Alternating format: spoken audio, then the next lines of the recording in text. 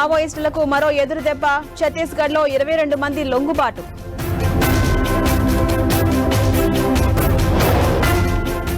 AP liquor కేసులో ముగిసిన విజయసాయి విచారణ. తనకేం సంబంధం లేదని అధికారులకు వివరణ. ప్రధాని మోదీ ఏపీ పర్యటనకు చకచకా ఏర్పాట్లు.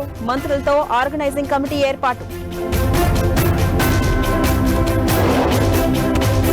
ఇందిరమ్మ ప్రభుత్వాన్ని పడగొట్టేందుకు పగటి కలలు. తమని టచ్ చేసే దమ్ము ఎవరికీ లేదన్న మంత్రి పొంగులేటి.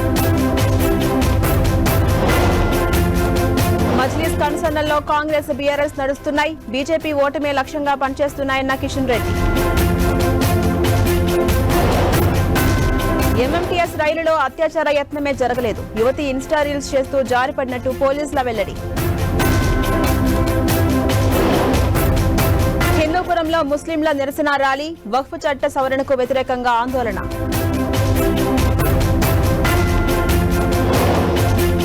తిరుమలలో ఎండ వేడిమి నుంచి ఉపశమనం. భక్తుల కోసం ప్రత్యేక చర్యలు చేపట్టిన టీటీడీ. దేశవ్యాప్తంగా కాంగ్రెస్ బీజేపీ పోటాపోటీ ఆందోళనలు. వాటర్ కెనాల్లతో చెదరగొట్టిన పోలీసులు. బెంగాల్లో జాతీయ మహిళా కమిషన్ పర్యటన. మాల్టాలో అల్లర్ల బాధితులకు పరామర్శ.